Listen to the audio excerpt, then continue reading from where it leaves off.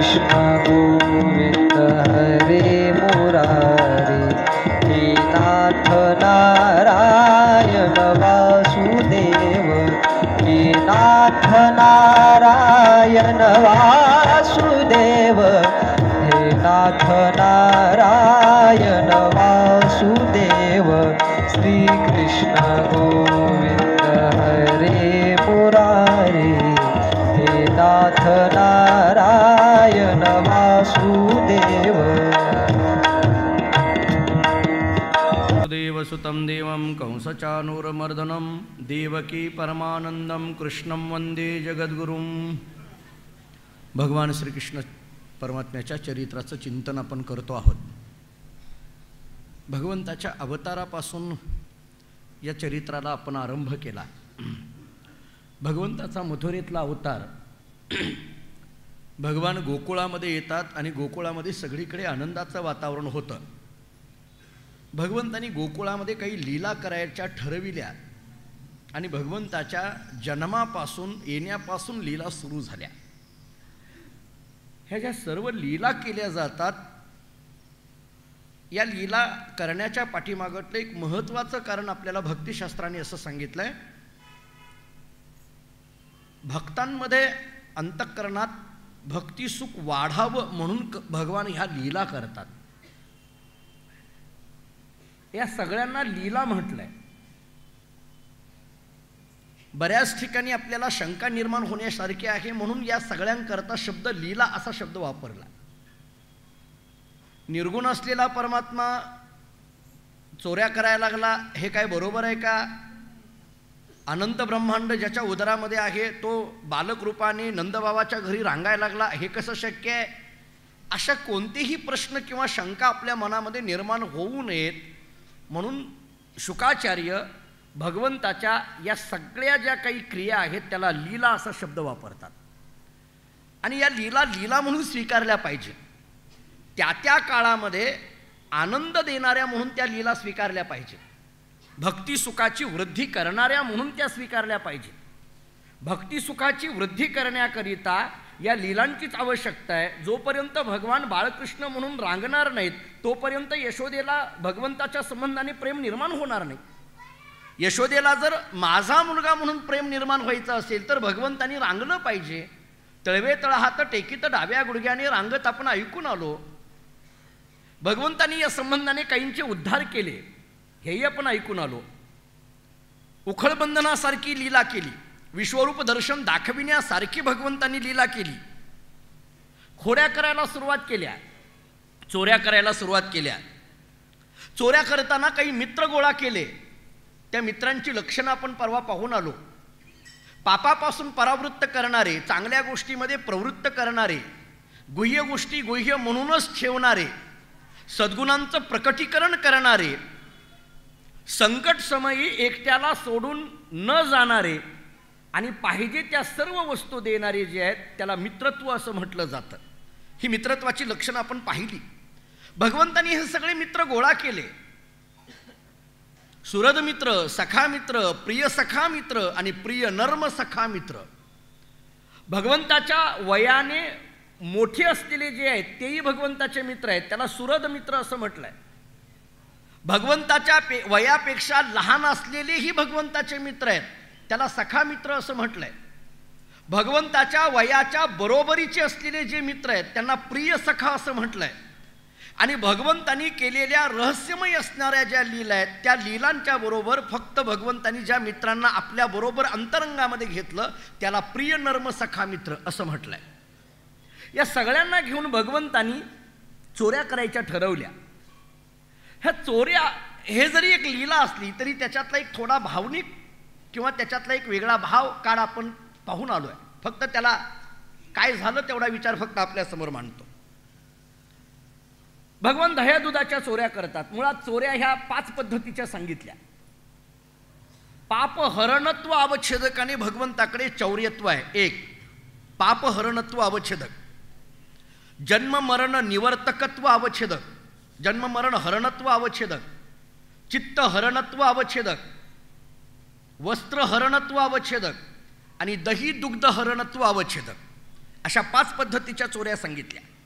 भगवंतानी चोरलं म्हणजे काय चोरलं? भक्तिशास्त्र सांगतं की यांच्या ठिकाणी असलेलं पाप चोरण्याचं काम भगवान करतात, यांच्या ठिकाणी असलेलं जन्म मरण चोरण्याचं काम भगवान करतात, यांच्या ठिकाणी असलेलं चित्त चोरण्याचं काम भगवान करतात, यांच्या ठिकाणी असलेली वस्त्र चोरण्याचं काम भगवान करतात, आणि इथं असलेलं दही दूध चोरण्याचं काम भगवान करतात. जरी लीला दह्या दुधाच्या चोरीपासून सुरू केलेली असली तरी त्या दही दूध चोरण्याच्या निमित्ताने भगवंतानी काय काय चोरलं हे भक्तिशास्त्र आम्हाला सांगतं. तुम्हाला जरी एखाद्या गवळणीच्या घरचं दही चोरलेलं दिसत असलं, एखाद्याच्या गवळणीच्या घरचं लोणी चोरलेलं दिसत असलं, तरी भक्तिशास्त्र सांगतं भगवान घरात येतात, दह्याच्या मडक्यातलं दही चोरतात आणि चोरून जाता जाता त्या गवळणीकडेही बघतात. पाहिल्याबरोबर त्या गवळणीच्या ठिकाणी असलेलं चित्त चित्त म्हणून राहतच नाही, भगवंतानी त्या दह्याच्या बरोबर चित्त चैतन्य चोरोनी नेले हो. चित्ताची चोरी केली. काल आपण एका गवळणीचा फक्त स्पर्श, एक अभंग फक्त उल्लेख केला होता. हरीने माझे हरिले चित्त भारवित्त विसरले, आता कैसी जाऊ घरा नोहे भरा हा लौकिक. किती गौड बोलते ती गवळण. ती गवळण म्हणते अहो काय सांगायचं तुम्हाला. कोणी म्हणायला लागलं आमच्या घरचं दही चोरलं, कोणी म्हणायला लागलं आमच्या घरचं दूध चोरलं, कोणी म्हणायला लागलं आमच्या घरचं लोणी चोरलं, कोणी म्हणायला लागलं आमच्या घरचं तूप चोरलं. विनोदाने एके ठिकाणी असं वाचण्यात माझ्या काल आलं की प्रत्येक गवळण म्हणायला लागली कोणी दही चोरलं, कोणी दूध चोरलं. भगवान दही चोरतात, दूध चोरतात, लोणी चोरतात, तूप चोरतात, पण ताक काही चोरलेलं दिसलं नाही कुठंच. त्याचं कारण आहे भगवान म्हटले हे आसार आहे, तूच पित राहा, मला नको आहे हे आसार आहे. ताक म्हणजे आसार असतं, सार लोणी आहे. हे जे ताक आहे ते घरामध्ये तसंच टाकून दिलं भगवंतानी. आसाराला आपल्या जवळ ठेवलं आणि साराला मात्र आपल्या बरोबर घेऊन गेला. सार आणि असार काय आहे मुळात आपल्याला कळालं पाहिजे. सार काय आहे आणि असार काय आहे, आणि सार आणि असार कळण्याकरिता विचाराची गरज असते. मी तुकाराम महाराजांचा एक अभंग सांगतो आपल्याला. फलकटो तो संसार येत सार भगवंत, तुकाराम महाराज सांगतात. हरिपाठातला एक अभंग सगळ्यांच्या ऐकण्यातला आहे, रोज आपण हरिपाठ पाठ आहे. त्रिगुण असार निर्गुण हे सार, सारासार विचार. तुकाराम महाराजांनी शब्द इथं, ज्ञानोबारांनी शब्द इथं हा वापरला, विचार. त्रिगुण असार निर्गुण हे सार. ज्ञानोबाराय बोलतात आसार हे काय आहे आणि सार हे काय आहे सांगताना ज्ञानेश्वर महाराजांची भाषा आहे. त्रिगुण त्रिगुण म्हणून जे सांगितलं जातं ते आसार आहे. हे त्रिगुण या शब्दाचा अर्थ आहे त्रिगुणात्मिक असलेली जी माया आहे त्या मायेला आसार म्हटलं जातं. माया ही आसार आहे. सार काय आहे? परमात्मा हे सार आहे. पण सार आणि असार कळण्याकरिता विचाराची गरज आहे. त्रिगुण असार निर्गुण हे सार, सारासार विचार. हरिपाठ विचार आला पाहिजे. विचार या शब्दाला आणखीन थोडा तत्वज्ञानाचा शब्द वापरला जातो, विवेक. माणसाकडे विवेक असला पाहिजे. जर माणसाकडे विवेक असेल तर कळेल की याच्यातलं सार काय आणि असार काय. माणसाकडे विचार असला तरी कळेल याच्यातलं चांगलं काय आणि याच्यातलं वाईट काय. माणसाकडे विचार पाहिजे. विचार असल्यानंतर कळतं याच्यातलं काय काय योग्य आणि काय अयोग्य आहे. हे कळण्याकरता विचाराची गरज आहे. माफी मागून बोलू, अहो आपण एखाद्याच्या घरी गेल्यानंतर काय चोरायचं हे सुद्धा कळलं पाहिजे हो. म्हणलं माफी मागून बोलतो, आपल्यात तसं कोणी नाही आहे. काय चोरायचं हे कळलं पाहिजे. आपण त्या घरात गेल्यानंतर मौल्यवान काय आहे हे बघितलं पाहिजे. काय हे लक्षात आलं पाहिजे. ज्याची गरज नाही ते चोरून काही उपयोग आहे का. गरज कशाची गरज कशाची नाही हे कळण्याकरता विचाराची आवश्यकता आहे. विचार काय करतो? माणसाच्या ठिकाणी सार आणि असाराची निवड करण्याचं काम अंतःकरणातला विचार करतो. विचार खूप महत्त्वाचा सांगितला जातो. मी अनेकदा आपल्याला बोललोय, विचाराचं लक्षण सांगताना मराठी साहित्याने असं सांगितलंय, भूतकाळाचं स्मरण, वर्तमानाची जाणीव आणि भविष्याचं चिंतन याला विचार म्हटलं जातं. या तिन्ही गोष्टी एकत्रित जेव्हा अंतःकरणामध्ये स्थिर होतात तेव्हा विचार तयार होत असतो. सारासार विचार करा उठा उठी, नामधरा कंठी विठोबाचे, तुकाराम महाराज सांगतात. सार काय आणि असार काय याचा विचार करा. आपण अनेकदा सांगत राहतो, काही गोष्टीचा माणसाने कधीच विचार करू नये. एक, काही गोष्टीचा माणसाने थोडा विचार करावा. दोन, आणि काही गोष्टीचा माणसाने नेहमी विचार करावा. जगद्गुरु श्री शंकराचार्यांची भाषा अशी आहे, कोहम कतमिदम जातम को वै कर्तस्य विद्यते अपादान किमस्ति हा विचारा हा स्वयंदृशा. याच्यावर ज्ञानोबारांची भाषा अशी आहे, मी कोण ऐसा करावा विचार म्हणे ज्ञानेश्वर निवृत्तीचा. कोहम मी कोण, पाश्चात्य तत्त्वज्ञानामध्ये एक देकार्त नावाचा तत्ववेत्ता होऊन गेला. देकार्त त्याचं नाव. त्या देकार्त नावाच्या तत्ववेत्याची फिलॉसॉफी सांगताना त्याचं एक वाक्य इंग्रजीमधलं असं सांगितलं जातं, I think therefore I am, I doubt therefore I am. मी विचार करतो म्हणून मी आहे, मी कोण आहे हा संशय घेतो म्हणून मी कोण आहे याचाही मी कधीतरी विचार केला पाहिजे. मी विचार करणारा मी, या मीपेक्षा कुणीतरी वेगळा असला पाहिजे आणि तो मी आहे हे कळण्याकरिता पुन्हा तत्त्वज्ञानाच्या अभ्यासाची आवश्यकता आहे. तोपर्यंत कळत नाही. वेदांताची भाषा अशी सांगितली जाते, अन्नमय कोश, प्राणमय कोश, मनोमय कोश, विमय कोश, आनंदमय कोश, या कोशाच्याही पलीकडे जे शुद्ध चैतन्य आहे ते चैतन्य म्हणजे मी. मग आपल्याला उपनिषद सांगतं अहम ब्रह्म अस्मी, अयम आत्मा ब्रह्म. मग आम्हाला रोज वासुदेवामध्ये एक प्रमाण दिलं जातं, मी वासुदेव तत्वता. किंवा ज्ञानोबरांचा हरिपाठ आम्हाला सांगितला जातो, एक हरी आत्मा जीव शिव समा, वायातू दुर्गम न घाली मन. एक हरी आत्मा जीव शिव समा. एक हा शब्द जीव आणि शिव याच्या दृष्टीने समा या शब्दाने घेऊन लावून घ्या. जीवामध्ये असलेला आत्मा आणि शिवामध्ये असलेला आत्मा एकच आहे, त्यालाच हरी म्हण. ज्ञानोबा स्पष्ट सांगतात. कशाला वेगळा विचार करायला तू चाललास? तो आहे तो एक आहे, एकमेव अद्वितीयम ब्रह्म आम्हाला सांगितलं जातं. पण हे सगळी अनुभूती येण्याकरिता विचाराची गरज आहे. विचार असल्याशिवाय हे येत नाही, विवेक असल्याशिवाय होणार नाही. चांगलं काय आणि वाईट काय कळालं पाहिजे. भगवान प्रत्येकाच्या घरामध्ये जातात, चांगलं जे आहे ते चांगलं घेऊन जातात. याचा अर्थ भगवान म्हणतात हे चांगलं आहे हे तुझ्या लक्षात यावं याच्याकरता भगवान ती वस्तू उचलतात. चांगलं आहे हे तुझ्या लक्षात यावं त्याकरता भगवान ही वस्तू उचलतात. तिथून आसार काय आहे आणि सार काय आहे या भूमिका भगवंतांनी चौर्य नावाच्या कर्मातून दाखवल्या. हे नाही आवाज ह्याच्यात मग आवाज येतो सगळीकडे. राहू दे, येऊ द्या. काय हे मला बोलून घाम येतो, तुम्हाला ऐकून तरी येऊ द्या की, बघू दे की काय होत आहे. येऊ द्या. नाही ते ह्याच्यात आवाज जातो मग सगळीकडे हे होतं. राहू द्या, असं द्या, काही नाही. विषय आपला एवढाच आहे, सार आणि असाराचा विचार करतो आपण. भगवंतांनी चोरी करताना सुद्धा हा विचार केलाय. म्हणून भगवंताच्या चोरीची वर्णनं करत असताना जरी दह्यादुधाच्या चोऱ्या केलेल्या असलेल्या आपल्याला दिसून येत असल्या, लोण्याची चोरी असली तरी ते लोणी म्हणजे सामान्य लोणी या शब्दाने घेऊ नका. जसं लोणी मृदू असतं, मृदू सवाह्य नवनीत तैसे सज्जनाचे चित्त, असं तुकाराम महाराजांचं प्रमाण आहे. मृदू सवाह्य नवनीत, नवनीताप्रमाणे मृदू अशा पद्धतीचं चित्त जर कोणाचं असेल तर ते सज्जनाचं चित्त आहे. सज्जनाचं चित्त आहे. मला आता तो श्लोक आठवत नाही, पण त्याचा भाव सांगून पुढे जातो.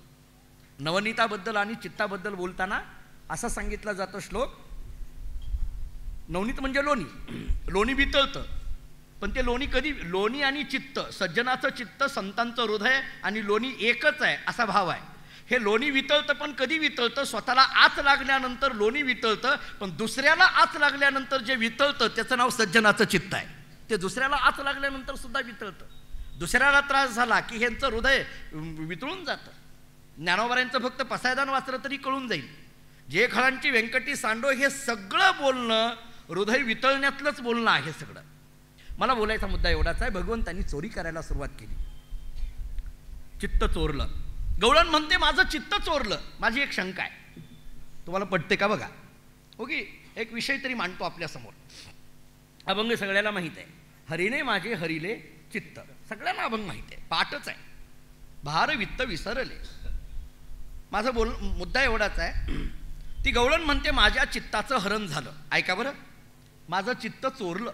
ती गवळण म्हणते माझं चित्त चोरलं.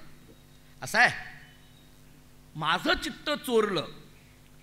व्यवहार असा सांगितला जातो, सगळ्या उर्मी जे तयार होतात त्या चित्तात तयार होत असतात.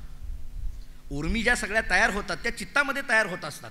उदाहरण देतो, मी तुम्हाला विचारलं, तुम्ही कुठे आहेत सध्या, म्हणजे आत्ताच विचारलं, तुम्ही काय म्हणाल? प्रवचनात. हे म्हणाल का नाही? हेही लक्षात आलं पाहिजे, आपण प्रवचनात आहे हेही लक्षात आलं पाहिजे. नाही असं नाही, आता जाणीव करून द्यावी लागते काही काही लोकांना, आपण प्रवचनात बसलोय बरं का, असं जाणीव करून द्यावी लागते. मी तुम्हाला विचारलं कुठे आहात? प्रवचनात आहात. तुम्ही इथून निघाला, प्रवचन ऐकून निघाल्यानंतर मी तुम्हाला विचारलं कुठे निघालात? प्रवचनाला निघालो, आपलं घराला निघालो. इथं बसल्यानंतर तुम्ही सांगितलं मी प्रवचनात आहे. प्रवचन संपल्यानंतर घरी निघाल्यानंतर तुम्ही म्हणाल मी घराने निघालोय. बरं समजा आपल्याला रस्ता सापडला नसेल तर आपण असंही म्हणू की तुमच्या घरी यायचं आहे पण तुमच्या घरचा मला रस्ता सापडत नाही. आता ऐका, मला रस्ता सापडत नाही हे सांगण्याकरता मी म्हणून जो आहे तो मी आहे हे तरी माझ्या लक्षात आलं पाहिजे. मला रस्ता सापडत नाही, कोणाला रस्ता सापडत नाही तो मी कोण हे माझ्या लक्षात आलं पाहिजे. मला रस्ता सापडत नाही म्हटल्यानंतर मला कळालं पाहिजे की तो मी कोण आहे हे माझ्या लक्षात आलं पाहिजे. आणि मी कोण आहे हे लक्षात येण्याकरिता माझं मन, माझी बुद्धी, माझं चित्त हे माझ्याच ठिकाणी स्थित झाल्याशिवाय मला ते शब्द वापरता येणार नाहीत. मी घराला निघालोय हे म्हणताना माझं चित्त माझ्याजवळच पाहिजे, म्हणजे मला म्हणता येईल मी माझ्या घराला निघालो आहे. मी प्रवचनात आहे हे सांगण्याकरिता चित्ताने स्वीकारावं लागेल. मी प्रवचनात आहे तेव्हा म्हणता येईल मी प्रवचनात आहे. लक्षात आलं?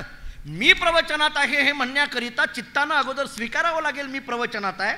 मी घराला निघालो हे म्हणण्याकरता चित्ताने अगोदर स्वीकारावं लागणार आहे मी घराला निघालेलो आहे. मला एकच बोलायचं आहे, आम्हाला जे बोलायचं आहे ते अगोदर आमच्या चित्ताने स्वीकारावं लागतं आणि मगच आपल्या मुखातून ती भाषा येत असते. ही गवळण म्हणायला लागली, हरीने माझे हरिले चित्त.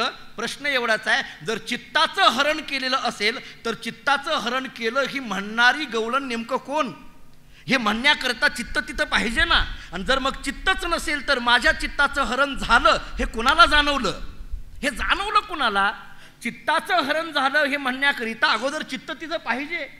माझ्या चित्ताचं हरण झालं हे म्हणण्याकरता चित्त तिथं पाहिजे. माझी अमुक गोष्ट गेली आहे हे सांगण्याकरता माझं चित्त इथं पाहिजे ना.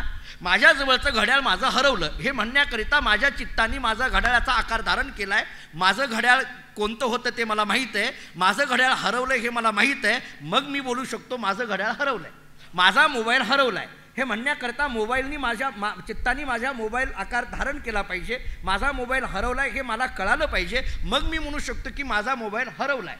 म्हणजे हे मोबाईल हरवला आहे म्हणण्याकरिता ज्या चित्ताने मोबाईल नावाची वस्तू धारण केली आहे ते चित्त माझ्याच जवळ आहे तेव्हा मला म्हणता येतं. माझा प्रश्न असा आहे, ज्या चित्तामध्ये या सगळ्या उर्मी तयार होतात, आता हे चित्तच जर हरवून गेलेलं असेल तर माझं चित्त हरवलं असं म्हणणारं चित्त तरी नेमकं कुठं आहे? मग जर चित्तच नसेल तर माझ्या चित्ताचं हरण केलं असं म्हणण्यात काय अर्थ आहे का? हरीने माझे हरिले चित्त म्हणताना तिथं चित्त आहे ना. चित्त नाही असं कसं काय? चित्त नसेल तर तिला बोलताच येणार नाही. माझ्या चित्ताचं हरण केलं असं म्हणता येणार नाही. एखादी वस्तू हरण केली याचा अर्थ त्या वस्तूचा तिथं अभाव असतो. शब्द लक्षात आला का? बघा, जाऊ द्या, सोपं बोलतो. अभाव म्हटलं की जरा घोटाळा येतो, लक्षात येत नाही लवकर. वेदांतातले शब्द लक्षात येत नाहीत. हा रुमाल आहे, हा रुमाल इथं आहे. हा रुमाल हरवला म्हणजे कुणीतरी उचलून घेऊन गेला, चोरला कुणीतरी घेऊन गेला. हा रुमाल इथून गेला म्हणजे इथं हा रुमाल नाही. बरोबर आहे? हा रुमाल इथं आहे तेव्हा इथं रुमाल आहे आणि इथं रुमाल काढून टाकला याचा अर्थ इथं रुमाल नाही म्हणजे रुमालाचा अभाव आहे. बरोबर आहे? याला काय म्हटलं जातं? रुमालाचा अभाव आहे. तसं चित्त चोरून गेलं, भगवंतानी काय केलं? चित्ताची चोरी केली. चित्ताची चोरी केली याचा अर्थ चित्ताचा अभाव झाला. आणि जर चित्ताचा अभाव झाला असेल, जर मग चित्तच नसेल तर माझ्या चित्ताची चोरी केली हे म्हणणारं तरी चित्त तिथं कुठं आहे? मग चित्तच नसेल तर हिला जाणवलं कसं काय? हिला जाणवलं कसं काय माझ्या चित्ताची चोरी झाली? थोडं तात्विक आहे पण महत्त्वाचं आहे म्हणून बोलतो. आपण जे काल बघितलं होतं ना, चोरी करण्यामध्ये भगवंताची 4 कारणं पाहिली. मी अनेकदा आपल्याला सांगितलंय, कृष्णकथा मी लीला कितीही सांगत राहील पण थोडा वेदांत किंवा तत्वज्ञान भाग सांगतोय मी आपल्याला. चोरी करण्याच्या पाठीमागं देवाची 4 कारण आहेत. त्याच्यातलं पहिलं कारण सांगितलं राजकारण, दुसरं कारण सांगितलं धर्मकारण, तिसरं कारण सांगितलं भक्ती कारण आणि चौथं कारण सांगितलं अध्यात्म कारण. याच्यातलं राजकारण काय सांगितलं की आपल्या ठिकाणी गोकुळातलं दही दूध मथुरेला विकायला जातं. बघा, आपलं दही दूध मथुरेला विकायला जातं हे जेव्हा भगवंताच्या लक्षात आलं, भगवान विचार करायला लागले, मथुराधिपती असलेला कंस आपला शत्रू आहे. मथुराधिपती कंस आपला शत्रू आहे आणि आपलं दही दूध जर कंसाला जात असेल तर आपल्या शत्रूलाच धष्टपुष्ट करण्याचं काम आपल्याकडून होतंय आणि तिकडे गेल्यामुळे आपल्या पोरांना खायला मिळत नाही. म्हणजे आपला पक्ष मात्र अशक्त होतोय आणि तिकडला पक्ष मात्र सशक्त होतोय. एक काम करू, आपल्या दह्या दुधाची चोरी केली की ते दही दूध मथुरेला विकायला जाणार नाही आणि जर विकायला गेलं नाही तर कंसाच्या लोकांना ते दही दूध मिळणार नाही. नाही मिळालं म्हणजे त्यांची शक्ती क्षीण झाली. मथुरावासियांची शक्ती क्षीण करण्याकरता भगवान चोरी करतात. याला राजकारण म्हणा. म्हणजे राजकारणात चोरी असते असं नाही म्हणायचं मला, हे सांगितलं मी तुम्हाला. याला राजकारण म्हणा असं म्हणतोय मी. याला राजकारण म्हणा. राजकारण आहे हे. भगवान म्हणतात त्यांची शत्रुपक्षाची शक्ती कमी करायची आहे ना, मग एक काम केलं पाहिजे, मथुरेला दही दूध जाऊ दिलं नाही पाहिजे. दही दूध जाऊ द्यायचं नाही ना, हे दही दूध चोरून घ्या म्हणून भगवान चोरी करतात. एक दुसरं कारण आपण काल पाहिलं, धर्मकारण. आपली पोरं उपाशी ठेवायची आणि दही दूध विकायला द्यायचं, हे काही योग्य आहे का? अगोदर आपण आपलं कुटुंब बघितलं पाहिजे, आपल्या कुटुंबाला धष्टता पुष्टता आणली पाहिजे, आपल्या कुटुंबामध्ये काय कमी काय जास्त हे अगोदर आपल्या लक्षात आलं पाहिजे, आणि मग काय आहे तो व्यवहार बाकीचा करावा लागतो. म्हणून अगोदर आधी प्रपंच करावा नेटका, समर्थांचं वचन आहे. अगोदर प्रपंच नीट करता आला पाहिजे, अगोदर व्यवहार काय आहे तो नीट आम्हाला समजला पाहिजे, मग बाकीच्या गोष्टी असतात. काय आहे तो व्यवहार, आमचा घरातला कौटुंबिक व्यवहार आम्हाला कळाला पाहिजे. मग भगवान म्हणतात आमचे गोपाळ सगळे अशक्त झालेत, आपल्या पोरांना उपाशी ठेवायचं आणि दही दूध मथुरेला विकायला घेऊन जायचं. पोरं उपाशी ठेवणं म्हणजे अधर्म आहे.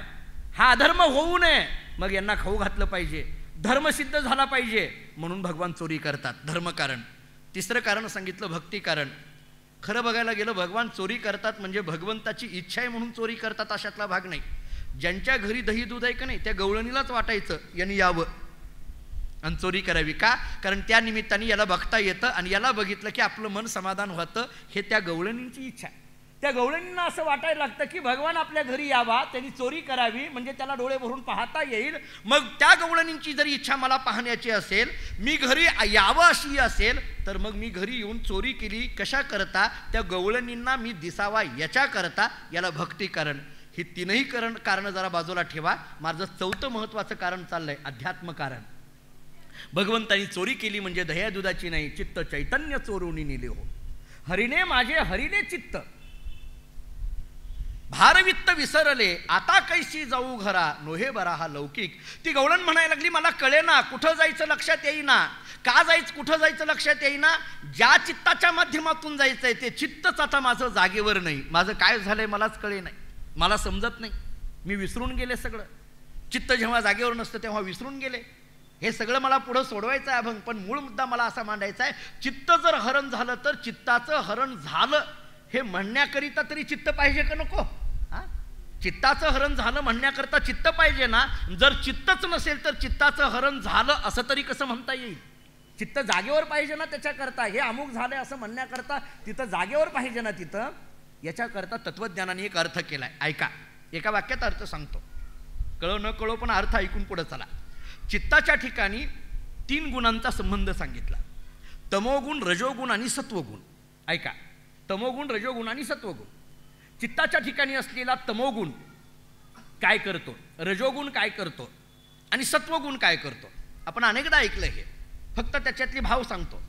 चित्ताच्या ठिकाणी असलेला तमोगुण 3 गोष्टी करतो. एक आळस निर्माण करतो, दुसरी निद्रा निर्माण करतो आणि तिसरा प्रमाद आमच्याकडून घडवितो. तमोगुण आला की आळस निर्माण होतो, तमोगुण आला की निद्रा यायला लागते आणि तमोगुण आला की प्रमाद घडतो. प्रमाद या शब्दाचा अर्थ आहे आपल्यापेक्षा वडीलधारी व्यक्तींची निंदा करणं, याला प्रमाद म्हटलं जातं. आणि हा प्रमाद तमोगुणाचा परिणाम आहे. हा तमोगुण चित्ताच्या ठिकाणी आला की माणसाकडून प्रमाद घडायला लागतो, निंदा व्हायला लागते, आपल्यापेक्षा वयोवृद्धाची निंदा व्हायला लागते. तमोगुण. दुसरा मुद्दा आहे रजोगुणाचा. सकाळच्या प्रवचनामध्येच आपण बोलून आलो. रजोगुण 2 गोष्टी करतो. रजोगुण 1 माणसाच्या ठिकाणी तृष्णा निर्माण करतो आणि रजोगुण 2 माणसाच्या ठिकाणी आसक्ती निर्माण करतो. भगवद्गीतेच्या प्रवचनात सकाळी बोललोय, फक्त त्याचा कारण तुम्ही सगळेच आलेले नव्हता हे मला माहीत आहे म्हणून बोलतो आणखीन एकदा. पण असं नाही की सकाळचं जे आहे ते सगळं ऐकायला मिळतं इथंच बसा, असा अजिबात होत नाही. सकाळचा विषय वेगळा आहे, संध्याकाळचा विषय वेगळा आहे. भगवद्गीतेवर 4थ्या अध्यायावर प्रवचनं सकाळी सुरू झाली.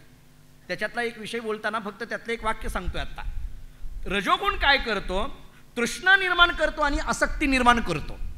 तृष्णा निर्माण करण्याचं काम रजोगुणाचं आहे, आसक्ती निर्माण करण्याचं काम रजोगुणाचं आहे आणि सत्वगुण मात्र माणसाला स्थिर करतो. आता ऐका, रजोगुण तृष्णा आणि आसक्ती निर्माण करतो. याच्यातला तृष्णा शब्दाचा अर्थ आहे आपल्याला जी पाहिली नाहीये वस्तू, मिळालेली नाहीये त्या वस्तूबद्दल इच्छा निर्माण होणं, याला तृष्णा म्हणतात. आणि आसक्ती कशाला म्हणतात, आपल्या जवळच असलेल्या वस्तूबद्दल ममत्व निर्माण होणं, याला आसक्ती म्हणतात.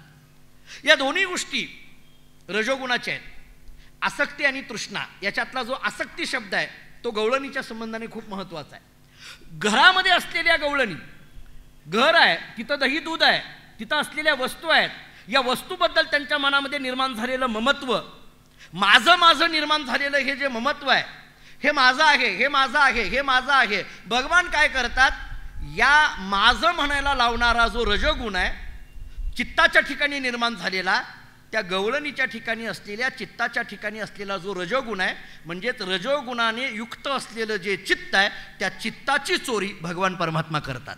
लक्षात आलं का? पहा, भगवान चोरी करतात म्हणजे चित्ताची चोरी करतात, पण ते कोणत्या चित्ताची? रजोगुण अवच्छिन्न असलेलं जे चित्त आहे. आणखीन जरा पुढे बोलू, पापाला निर्माण करणारा जो रजोगुण, त्या रजोगुणाने अवच्छिन्न असलेलं जे चित्त आहे, त्या चित्ताची चोरी भगवान परमात्मा करतात. चित्त चैतन्य चोरोनी नेले हो, एक अर्थ. किंवा चित्त चैतन्या पडता मिठी, दिसे हरिरूप अवघी सृष्टी. चित्त चोरल्यामुळे काय झालं, त्या गवळणींना जिकडं बघावं तिकडं कृष्ण दिसायला लागला. हो, भगवंतांनी दह्यादुधाची चोरी केली, याचा अर्थ चित्ताची चोरी केली. आणि चित्ताची चोरी करण्याच्या पाठीमागे भगवंताचा भाव असा होता की हिला मी जिकडं तिकडं बघावं तिकडे हिला मीच दिसावा. चित्त दिसे हरिरूप अवघी सृष्टी. दिसे या शब्दाचा अर्थ आहे दृष्टी, आणि हरिरूप अवघी सृष्टी. वेदांतांनी याला दृष्टी सृष्टीवाद म्हटलं. समजा आपल्याला नाही हे लक्षात आलं, मी उदाहरण देतो आपल्याला. सगळीकडे परमात्मा दिसायला लागला. जिजाईचं उदाहरण आपल्याकडे सांगितलं जातं. भंडारा डोंगरावर पायात काटा मोडला, आणि पायात काटा मोडल्यानंतर दुखायला लागल्यानंतर आ म्हणून त्या जिजाई खाली बसल्यानंतर बाळवेश घेऊन अगदी लहान मुलाच्या रूपामध्ये भगवान तिथं येतात. आणि जिजाईकडे बघतात आणि सांगतात, मावशी पायात काटा रुतला तुमच्या? तिने सांगितलं, हो हो. मी काढू का काठा? जिजाईनी त्याच्याकडे बघितलं. जिजाईला माहीत नाही हा कोण आहे. जिजाईनी त्याच्याकडे बघितलं आणि सांगितलं, अरे तू केवढा? एवढासा. काठा किती घुसलाय मोठा बघ म्हटले माझ्या पायात. आणि म्हणतो काढू का? तुला जमेल का एवढा मोठा काढायला काठा? एवढा काठा मोठा काढायला तुला जमेल का? भगवान म्हटले, मोठमोठ्याचे काटे काढले, ह्या काट्याचं काय घेऊन बसला? किती मोठमोठ्याचे काटे काढले, काही आता यादी सांगू काय? हा, कसले त्या तृणावर्तासारख्याचा जर काटा काढला असेल तर याचं काय घेऊन बसला? हो, हा, आपण ऐकलोय ती कथा मागं. भगवान म्हणतात, नाही जमेल. जमेल? होय. भगवंतांनी तो अलगद पद्धतीने पायाला हात लावला. म्हणून मी अनेकदा बोललोय, भगवान जिजाईच्या पायाला हात लावतात. भगवान जिजाईचा पाय हातामध्ये घेतात. आमच्याकडे काही काही कीर्तनकार म्हणतात, जिजाई भांडकुदळ होती, क्रोधिष्ट होती, परमार्थाला आडवं येणारी होती. अहो, लोक तर इतके गमतीचे, कशी कोणती तुलना करतात सांगता येत नाही. आम्हाला काही काही लोक म्हणतात, महाराज आम्हाला तुम्हाला घरी घेऊन जायची फार इच्छा आहे. म्हटलं महिनाभर बसून आहे, चल की मग. नाही कशाला, बसूनच आहे की काय, उगीच आहे, इच्छाच आहे म्हणतात, फक्त घेऊन काही जात नाही. म्हटलं काय मग अडचण काय? पण काय सांगायचं महाराज, तुम्हाला माहीत नाही आमची बायको म्हणजे कशी आहे? अरे म्हटलं कशी आहे म्हणजे आता काय तुम्हाला माहीत नाही? म्हटले, तुकाराम महाराजांची जिजाई माहिती आहे का तुम्हाला? कशी भांडकुदळ होती ना, तशीच माझी बायको आहे. ती जिजाई कुठं? आपण जिचं वर्णन करतो, आपल्या बायकोचं नाव घेतो, ती जिजाई कुठं? आहे का काही तुलनेचा संबंध? काय आहे का? गुरुरे दादा आमचे वडील फार गोड सांगत असतात. आमचे वडील असं सांगत असतात, दादा सांगत असतात की जिजाईचा अधिकार सामान्य नाही. जिजाईचा अधिकार सामान्य नाही. भगवान तिचा पाय हातामध्ये घेतोय. मी एक वाक्य आपल्याला सांगतो युक्तिवादाच्या दृष्टीने. देवानी जिचा पाय आपल्या हातामध्ये घ्यावा, ती स्त्री सामान्य असेल का एवढा विचार करा. ती स्त्री सामान्य असेल का एवढा विचार करा. मी आणखीन एक युक्तिवाद करू. पुढचा आहे का? जगद्गुरु श्री संत तुकाराम महाराजांची बायको होण्याचं भाग्य ज्या स्त्रीला लाभलं, ती स्त्री सामान्य असेल का एवढा तरी विचार करा. तुकोबारांची बायको आहे, जगद्गुरु तुकोबारांची बायको आहे. तुकिता तुलनेसी ब्रह्म तुकासी आले असं म्हणून वर्णन ज्यांचं केलं जातं. पायाला हात लावला, काठा काढला, अलगद, काही दुखलं नाही, काही नाही, काही नाही. जिजाई म्हणायला लागली, अरे असं कसं काय झालं? काही दुखलं नाही, काहीच नाही, काही नाही. जिजाईने पुन्हा त्याच्याकडे बघितलं. असं अरे काय प्रकार आहे हे? त्याला कसं काय जमलं हे? बघितलं, बरं बघितलं ते बघितलं, उगीच जिजाई म्हणायला लागली, पायातला काटा तर काढलाय, अलगद पद्धतीने काढलाय, कोण आहे रे तू? म्हटली, कोण आहे? भगवंतांनी सांगितलं, काही नाही, मी एक गुरं राखणाराचा मुलगा आहे, गाई माझ्या इकडं कुठंतरी गेल्या, ते आणायला आलोय. म्हटले, नाही पण तुला असा काटा काढता कसा काय आला? काही दुखलं नाही, काही नाही. नाही जमलं म्हटले, अगदी अलगद पद्धतीने जमलं हे. तरी जिजाईच्या मनात शंकाच आली. नाही नाही, पांडुरंग तर नाही ना तू? उगतच मनात आलं तिच्या. असं म्हटल्याबरोबर, अहो तो भंडारा डोंगर होता, कल्पवृक्षापेक्षा काही कमी महत्व आहे का त्याचं? असं म्हटल्याबरोबर भगवंतांनी सुंदर ते ध्यान असं रूप धारण केलं. एकदम जिजाईला तो देव दिसायला लागला. जिजाईचा नियम होता, नवऱ्याची कितीही सेवा करायची पण याचं तोंड बघायचं नाही. जिजाईचा नियम होता, नवऱ्याची कितीही सेवा करायची. याच्यामुळं सगळं वाटोळं झालंय. माझा नवरा व्यापार करत नाही, माझा कोणामुळे? याच्यामुळे. याच महाराज नाही सॉरी, तुम्हाला काय माहिती, श्रावण संपल्यानंतर या सगळ्यांना किती किती शेवया खावा लागतात ती मला माहिती आहे. काय होत असेल जस्त्याला. निघाले 6 वाजले की निघाले मंदिरात, निघाले. यांच्यामुळे सगळं. जिजाई म्हणायला लागली तिचं तोंड बघायचं नाही. म्हणून जिजाईने डोळे पलीकडे तोंड केलं, इकडं तोंड केलं, तिकडं देव दिसायला लागला. असं मागं तोंड केलं, तिकडं देव दिसायला लागला. पूर्वेकडे, पश्चिमेकडे, उत्तरेकडे, दक्षिणेकडे, कोणीकडे पाहावं तिकडं सगळीकडे पांडुरंग दिसायला लागला. शेवटी जिजाईनी डोळे बंद केले. आत हरी बाहेर हरी. आतही तिला देव दिसायला लागला, बाहेरही देव दिसायला लागला. जिजाईला कळे ना, दिसे हरिरूप अवघी सृष्टी. याचं कारण आहे चित्त चैतन्या पडता मिठी. याचं एकच कारण आहे. चित्त चित्त म्हणून राहिलं नाही ना. आता चित्त रजोगुणाने अवच्छिन्न राहिलेलं नाहीये. चित्ताच्या ठिकाणचा रजोगुण संपलाय, तमोगुणाचा तर संबंधच नाही. मग चित्ताच्या ठिकाणी आता आहे तो गुण फक्त सत्वगुणाचा आहे. आणि सत्वगुणामध्ये चित्त आलं की ते स्थिर होतं. आणि म्हणून ते चित्त आता चित्त राहत नाही, ते चिदरूप होतं. काल मी एक वाक्य बोलून आलोय या संबंधाने. गवळणीची स्थिती हीच झाली. आता गवळणींना भगवान परमात्मा पुन्हा पुन्हा पाहावा वाटतोय म्हणण्यापेक्षा एखाद्या गवळणीने म्हणायचं, काय ग तुझ्याकडे आला होता का आज कृष्ण?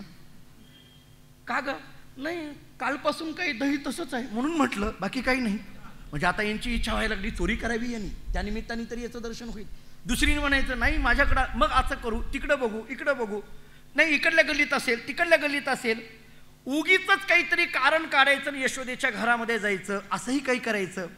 उगी काहीतरी गाराने सांगण्याच्या निमित्ताने जायचं, कशाच्या निमित्ताने जायचं, पण त्या गवळणीने तिथं जायचं आणि त्या भगवंताला पाहायचं. गाराने सांगतायत, लटकं का होईना गारानं सांगण्याच्या निमित्ताने भगवंताला पाहावं हा त्याच्यातला भाव आहे. जिकडं बघल तिकडं भगवान श्रीकृष्ण परमात्मा दिसायला लागले. गवळणी गारानं सांगत असताना कुणी खोड्या केलेल्या गारांनी सांगतंय, कुणी चोऱ्या केलेल्या गारांनी सांगतंय. आणि हे सांगण्याच्या निमित्ताने भागवताने एके ठिकाणी फार गोड वर्णन केलंय. खरं तर काल एक गवळण आली आणि त्या गवळणीनं काल काय सांगितलं, अगं यशोदे तुझ्या मुलाला सांग अशा चोऱ्या करतो म्हटलेत, खोड्या करतो, कोणाच्या घरच्या चोऱ्या करतो, या भोळ्या भाबड्या गवळणींच्या घरी. त्याला म्हणावं माझ्या घरी ये, माझ्या घरी ये, बघ म्हटले मी तुला कसं बांधून ठेवील, बांधीन खांबासी तुझं लागी, माझ्या घरी ये. याच्यात काय होतं, त्या गवळणीनं त्याला जाऊन सांगितलं माझं घर राहिलंय. या गवळणीने त्याला आठवण करून दिली. भगवान म्हटले अरे अरे अरे पेंद्या हे कसं काय राहिलं म्हटले. त्या गवळणीने सांगितलं माझ्या घरी ये म्हणण्यामध्ये तिला सांगायचं आहे माझ्या घरी चोरी करण्याकरता मी बांधीन. पण ती गवळण बोलताना काय म्हटली, बांधीन खांबासी तुझं लागी. काल आपण ऐकलो खांबाला बांधून टाकील तुला. भगवान म्हटलं, भगवंतांनी पेंद्याला सांगितलं पेंद्या आज आपल्याला हिच्या घरी जायचं. पेंद्याने विचारलं देवा काय, आपण ठरवून जातो इथलं दही खायचं, तिथलं दूध प्यायचं, तिथलं लोणी खायचं, इथलं काय, इथं काहीच करायचं नाही, इथं खायचं नाही, इथं दुसराच कार्यक्रम आहे म्हटले, इथं दुसरा कार्यक्रम आहे. चला सगळेच्या सगळे निघाले. रात्रीची वेळ होती. रात्रीच्या वेळेला भगवान अलगद पद्धतीने आतमध्ये गेले. भगवान रात्रीच्या वेळेला आतमध्ये गेले. अहो रात्र मध्यरात्र झालेली, घरामध्ये सगळी शांतता, गावामध्ये शांतता. काय कोण रात्रीच्याला वेळेला जागं राहणार आहे. खेडेगावामध्ये तर फार लवकर झोपतात, लवकर झोपायचं लवकर उठायचं हा खेडेगावाचा नियम आहे. रात्री काही नाही, 8-8:30ला तर आपण सगळेजण, आपण जर गावाकडे गेलो तर 8-8:30 वाजता जेवण करून निवांत लोक 9 वाजता झोपलेली दिसून येतील तुम्हाला. अगदी शांत. रात्रीच्या वेळेला काय आहे असं म्हणतात, रात्रीच्या वेळेला फिरू नये, कारण रात्रीच्या वेळेला फिरायची सवय, रात्री कोण फिरतात, भूत असं म्हणतात. आता फक्त त्यात फरक एवढाच आहे, भूत आणि महाराज असं म्हणायला वेळ आली. आम्हाला तुम्ही कधीही बघा रात्रीच्या वेळेला आम्ही रस्त्यावरच असतो, कुठून इकडल्या गावावरला तिकडल्या गावाला, तिकडल्या गावाला इकडल्या गावाला निघालेच असतो. रात्रीच्या वेळेला शांतता. त्या घरामध्ये प्रवेश केला. भगवान आत गेले. श्रावण महिना होता. हे दोघं नवरा बायको निवांत झोपलेले होते. झोपलेली असताना भगवंतांनी दोघांकडे पाहिलं. हा जो पती म्हणणारा होता, भली मोठीच्या मोठी दाढी, श्रावणातली वाढवून ठेवलेली दाढी होती, हिची भली मोठीच्या मोठी वेणी होती, सवाष्ण, केस कापायचे नाही. आपल्याकडे भारतीय संस्कृतीमध्ये काही नियम सांगितले जातात. स्त्रियांनी केस कापायचे नाहीत म्हणून नियम सांगितले जातात. पातिव्रतेचा धर्म त्याच्याकरता सांगितला जातो. हे सांगितलं जातं. दादा सांगत असतात, मी काहीच बोलत नाही त्याच्यावर, न बोललेलं बरं. आपल्याला 10-12 दिवस आणखीन टेकायचं आहे तर गप बसलेलं बरं आपलं. कशाला उगं कोणी काय करायचं ते करा, फक्त एवढंच सांगायचं काही नाही, तिरुपतीला जाऊन आलो म्हणायचं, बस झालं, विषय मिटला. ब्युटी पार्लरमध्ये जा नाही तर काही करा, बालाजीचं नाव सांगून टाकायचं, विषय मिटला आपला. कापू नये, केस कापू नये असं सांगितली जाते संस्कृती आपल्याकडे. मोठीच्या मोठी वेणी होती, याची दाढी होती. नामदेवांनी फार गोड वर्णन केलंय. लीला ह्या लीला म्हणूनच ऐकाव्या लागतात बरं का. तत्वज्ञान हे तत्वज्ञान म्हणून ऐकावं लागतं आणि लीला या लीला म्हणून ऐकावं लागतं. जरा बोलू का आपल्याला, वेदांत ऐकायचं झालं की आपलं चित्त ज्ञानमय करावं लागतं आणि लीला ऐकायच्या झाल्या की आपलं चित्त प्रेममय करावं लागतं. त्याच्याशिवाय लीला पटत नाही. लीला ऐकायच्या असतील तर आपल्या हृदयात भक्तीच यावी लागते. असं कसं काय झालं असं म्हणायचं नाही. लीला आहे त्या. झोपलेले होते दोघं. भ्रतारेची दाढी, कांतीची ती वेणी. नामदेवराय म्हणतात भ्रतारेची ती दाढी, कांतीची ती वेणी एकत्र करून ग्रंथी केली. याची दाढी, याची वेणी या दोघांची गाठ मारून टाकली. करोनी कौतुक निघोनिया गेला, अरुणोदय झाला ते वेळी. दोघांची गाठ मारून टाकली. या दाढीची वेणीची गाठ मारून टाकली आणि भगवान सगळे पिंड्या सुद्धा म्हटले, देवा काय झालाय कार्यक्रम, चला. खाण्यापिण्याचं काय आज अजिबात नाही, तुला याच्यापेक्षा डबल मिळतंय, थांब जरा, थांबा म्हटले. आपल्याला चोरून घ्यायची गरजच नाही, आपोआप घरपोच होतंय म्हटले. याच्याकरता असंही काही काही करावं लागतंय. गाठ मारली, निघून गेले. ग्रंथी असा शब्द वापरला. एकत्र करोनी ग्रंथी देत. करोनिया कौतुक निघोनी गेला, अरुणोदय झाला ते वेळी. झालं, रात्रीच्या वेळेला गाठ मारली, निघून गेला. पहाट झाली. पहाट झाल्याबरोबर गोदोहना लागे गोपी ते उठत. पहाट झाली. आता सकाळची कामं, पहाटेची कामं. मग आता बायकांना काही फार वेळ झोपून जमतंय का? पहाटेच्या वेळेला अगदी सकाळी उठायचं काम स्त्रियांचं. कितीतरी कामं करायचे. झाडून काढणं असेल, शेण झाडवट असेल, सडा संमार्जन असेल, कित्येक काम आहेत. ती बाई अशी पटदिशी, आता झाले बाबा फार उशीर झाला आपल्याकडनं असं म्हणून धार दिशी उठल्या बरोबर जी हिसका बसला. असं होतं ते इकडं वेणी आणि ती दाढी अशी. जे हिसका बसला, इतका जोरात हिसका बसला. आता तिनं ती त्याच्यातही बायको जाड, हे असं, हे आपलं अगदी चांगली जाड जोड होती आणि तिनं असा जोरात जी हिसका मारला ते ताड दिशा असं उठलं. त्याला काय अवघड आहे हो, असं होतं. फार फार तर 30-35 किलोचा असेल, हे 80-90 किलो. एकदम असं जोरात हे झाल्याबरोबर इतक्या जोरामध्ये दाढी ओढली आणि ती वेणी अशी ओढाओढी झाली ना. तिला वाटलं वेणी वडली आणि याला वाटलं दाढी वडली. वेणी वडली असं वाटल्याबरोबर तिने सांगितलं, हो काय अक्कल आहे का म्हटले तुम्हाला?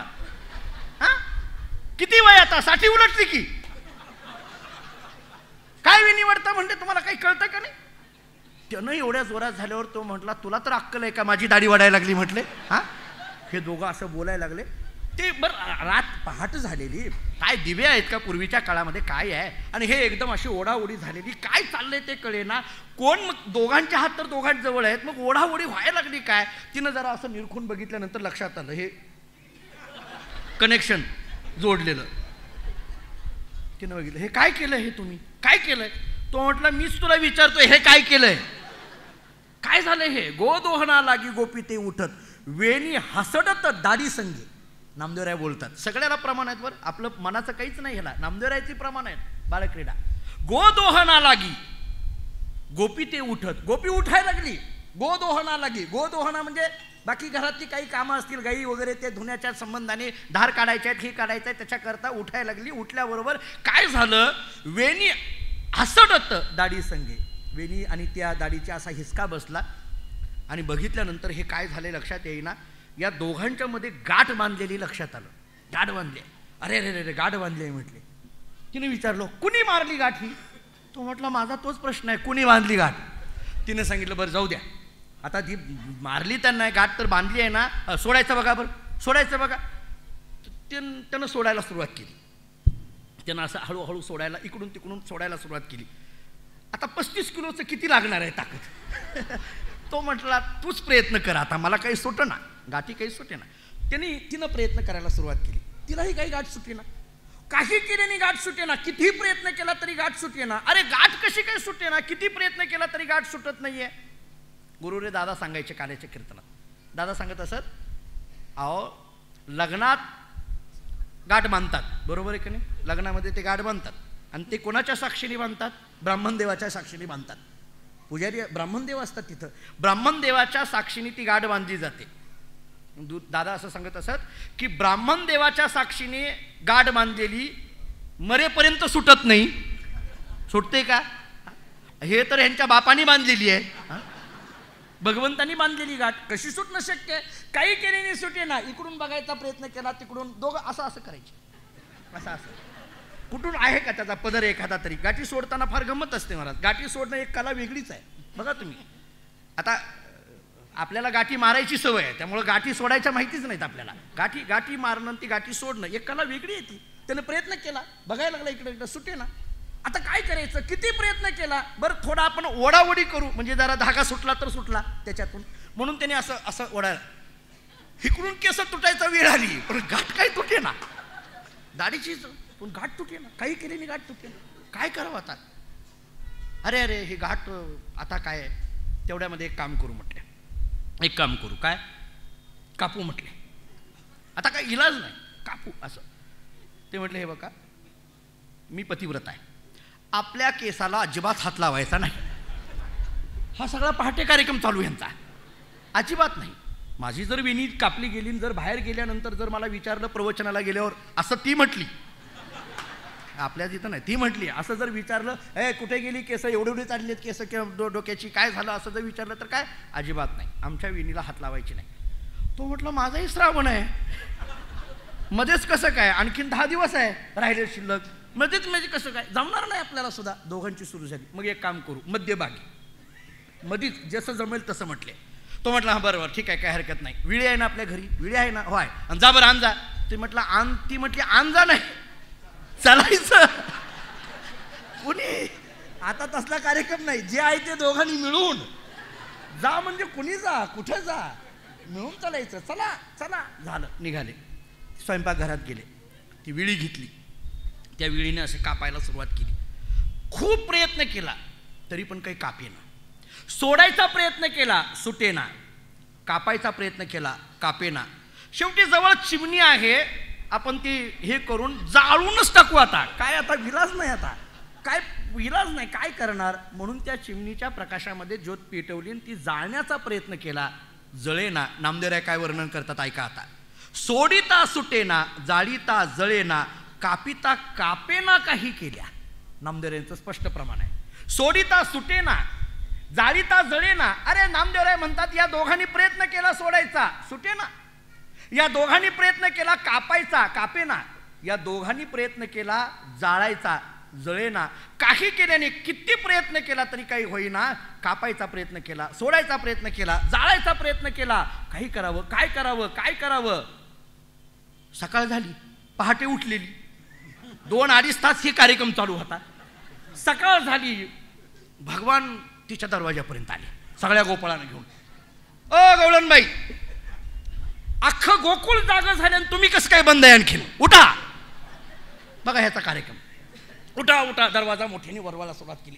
या की, काय झालंय? कसं काय एवढा उशीर झोपायचं असतंय काय? तिच्या कानावर पडले.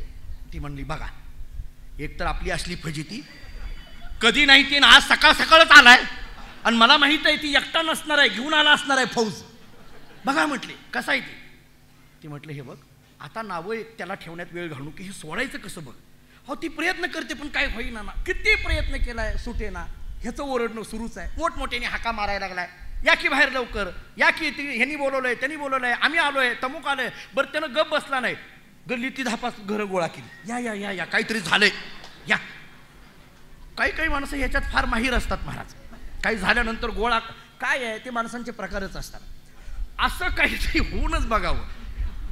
आजूबाजूच्याला सांगणारे वेगळे, गोळा करणारे वेगळे, कुजबूज करणारे वेगळे, काहीतरी सुरळी सोडून देणारे वेगळे. काहीतरी झाले, काहीतरी म्हणणार, काहीतरी, काहीच नसतं.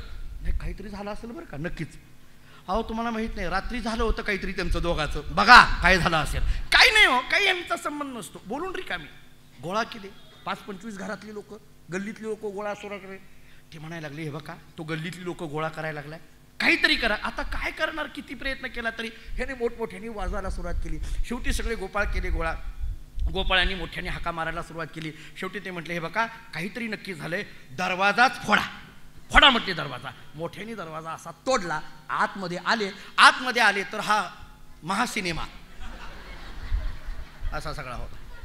त्यांना असं करून बस काय करावं कळे नाही. अशी खाली म्हणून बसली ती. हे बघितलं भगवान असे इकडं बघा. काय मावशी काय हे, त्याच्याकडे बघून कशामुळं कशा करता. गप नाही पण कशामुळं. गप म्हणल्यावर तर जास्त जोर येतो लोकांना. नाही पण काय झालं काय नेमकं, असं कशामुळं. नाही बाकी काही ठीक आहे, गाठ आणि ती दाढी विणीची कशामुळं. काही केलं नाही, काही कळे ना, मेळ लागे ना. दोघांनी एकमेकाकडे पाहिलं. किती प्रयत्न केलाय त्याने, सोडा ना. नाही कृष्णा सुटत नाही. कापलं तरी कापे ना कृष्णा, जाळलं तरी जाळे ना कृष्णा, काहीच नाही. मग गल्लीतलीच होती, त्यांनी प्रयत्न केला. गोपाळांनी यांनी त्यांनी उगी लटका प्रयत्न करायला सुरुवात केली. ते कोणाला सुटे. ह्या बाबांनी काय हात लावला नाही, अजिबात हात लावला नाही. शेवटी त्या दोघा नवरा बायकोनी त्याच्याकडे बघितला आणि भगवान म्हणायला लागले, गवळण मावशी माझ्या लक्षात येई नाही, तुम्ही काल मला म्हटला होता घरी ये, बांधीन खांबाशी तुझं लागी. मला बांधायचं सोडून स्वतःच बांधून घेतलं. हा कृष्ण म्हणे कैसी बांधीशी मजला. नामदेवराय वर्णन करतात. कृष्ण म्हणे कैसी बांधीशी मजला, बांधिले तुझला भगवंते. बघ तू काय केलं गवळण. काल येऊन मी लहान ग, मला काय काय बोलली काल येऊन तू घरी माझ्या. काय माझ्या आईला सांगितलं ग. मी चोरी करतो, मी खोड्या करतो, मी अमुक करतो, मी तमुक करतो. मी काय असलं केलंय का. आणि माझ्याबद्दल एवढ्या तक्रारी सांगितल्या. मी एवढासा लहान, मी निष्पाप ग, मी काही करत नाही. आणि असा मी निष्पास वाचलेला. मला म्हटली बांधीन. बघ तुला भगवंताची करणी कशी आहे. मला बांधीन म्हटले ना, भगवंतानीच तुला बांधलं, तिकडं ढकलून दिलं. त्यांनी बांधलं म्हटले तुझा. कृष्ण म्हणे कैशी बांधीशी मजला, बांधिले तुझला भगवंते. तुला भगवंतानी बांधलं म्हटले. त्या गवळणीच्या लक्षात आलं, आपण काल जाऊन जे हे बोलले होते ना, त्याचाच हा परिणाम आहे. शेवटी त्या गवळणीने त्या दोघांनी सांगितलं, आम्ही हात जोडतो, ही गाठ सोड, एवढी गाठ सोड, आम्ही तुला हात जोडतो. तुझा हात तू तरी सगळ्यांनी केलंय. भगवान म्हटले, इतक्या सगळ्यांनी प्रयत्न केला ना, आपलं काही ताकद आहे. नाही आम्हाला माहिती आहे, तू गाठ सोड. तू हात लावला की सुटते, आम्हाला चांगलं माहिती आहे, सोड. भगवान म्हटले सोडतो. आता बघा भगवंताचं. भगवान म्हटले सोडतो. म्हटले बघ काही नाही. म्हटले एक गावाला प्रदक्षिणा, भव्य आणि दिव्य दिंडी सोहळा. त्या गवळींनी सांगितलं, अरे कृष्णा हा तेच करावं लागणार. म्हणजे मला म्हणली होती ना बांधील, चला. ते गोपाळ जो होता तो म्हणला, कृष्णा दुसरं काहीतरी सांग. हे तुझी चूकच नाही, फक्त तू हिचा नवरा, हीच तुझी चूक आहे, दुसरं काही नाही. म्हटले तुझं एवढंच पाप आडवं आलंय. म्हटले तू गप बस. ही मला बांधतो म्हटली ना, हीच. मग प्रदक्षिणा करावीच लागेल. निघाले ना. बरं आता निघायचं प्रदक्षिणाला, म्हणजे कसं निघायचं. पूर्वी नवरा पुढं बायको मागं, आता तसं नाही. हे पुढे आणि हा माग. आणि मग गोपाळाला तर काही प्रश्नच नाही, कोणतं भजन करत होते त्यांनाच माहिती. आता सुरू झालं महाराज.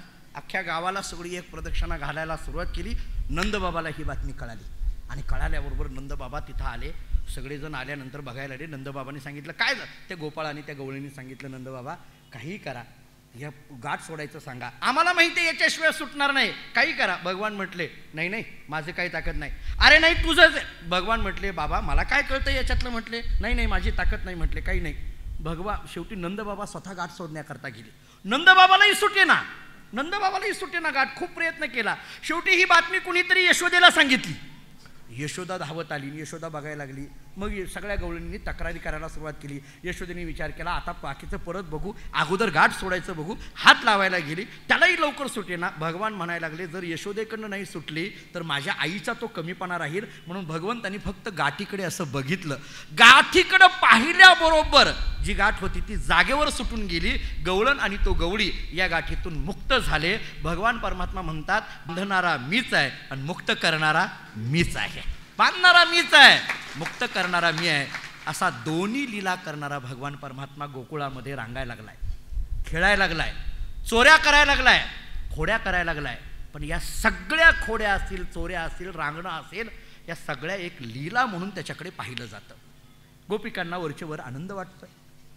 सगळीकडे आनंदाच्या वातावरणामध्ये या गोपिका यशोदेच्या घरामध्ये कधी येतात, कधी आपल्या घरी त्याला बोलून घेतात. आता गोपिकांच्या अंतःकरणात भगवंताच्या शिवाय दुसरा विषय राहिला नाही. विषय तो त्यांचा झाला नारायण, नावडे जनधन माता पिता. एक विषय तो सकळांचा झाला हरी, त्याचे आवडीने आवडी इतरी. बहु आवड असी जीवापासून या. कोण? या गोपिका. अरे कोण आहेत या गोपी?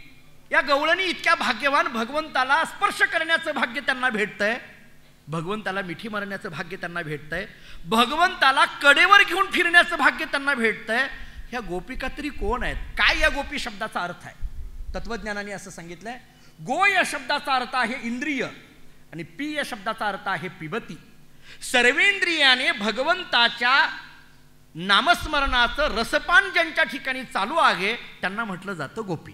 कळालं का? पहा, गो म्हणजे इंद्रिय आणि पी म्हणजे पिबती.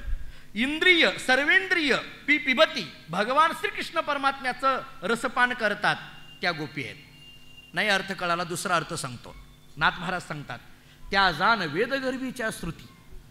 श्रुती, वेदातल्या श्रुती म्हणजे गोपी आहेत. मी आपल्याला एक एकनाथ महाराजांची दुसरी ओवी सांगतो, ऐका. जाणीव नेणीव गेली या निषेक. नाथ महाराज सांगतात, जाणीव नेणीव गेली या निषेक, माझे पाविजे निजात्म सुख, श्रुती जाणोनी हे निष्टंक, गोकुळी त्या देख सुखार्थ आल्या. भागवत सांगता आम्हाला, जाणीव नेणीव गेली या निषेक. जाणीव आणि नेणीव दोन्ही गेलं, दोन्ही राहत नाही. नेणीव या शब्दाचा अर्थ आहे अज्ञान आणि जाणीव या शब्दाचा अर्थ आहे ज्ञान. भगवंताच्या ठिकाणी अज्ञान तर राहतच नाही.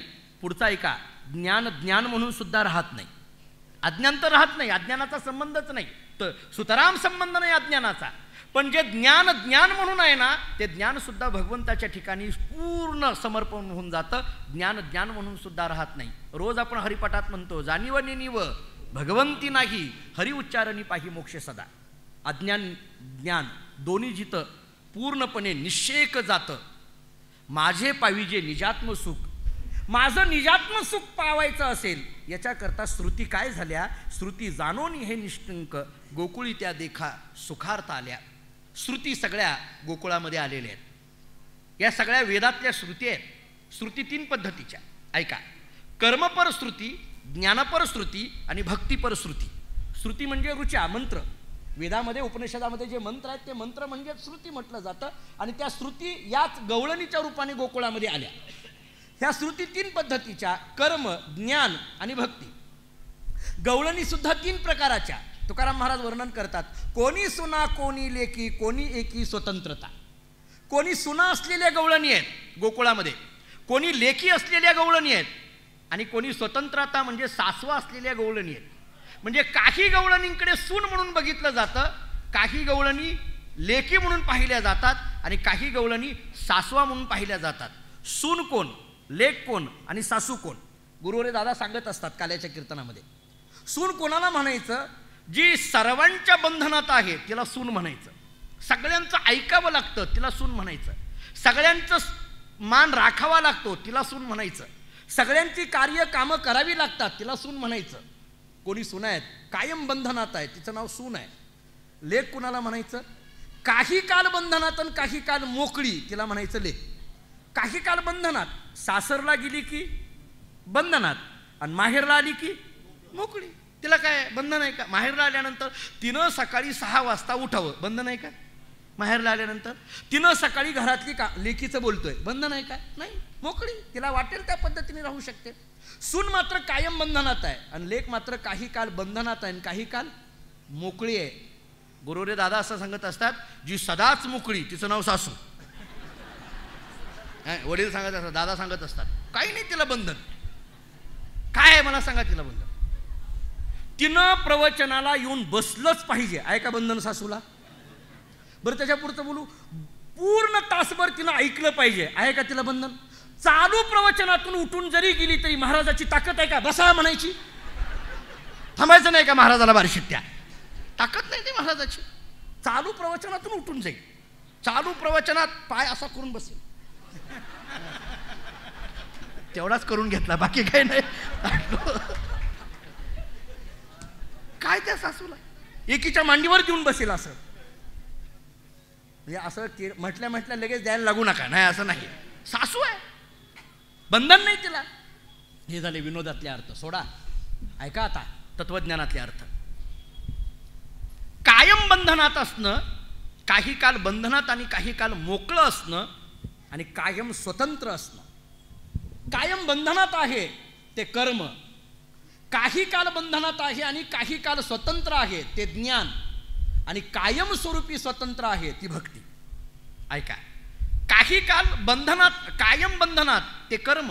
कर्म म्हटलं की बंधन, ज्ञान म्हटलं की काही काल बंधन आहे आणि काही काल स्वतंत्रता आहे. मी सांगेल तुम्हाला त्याचा अर्थ.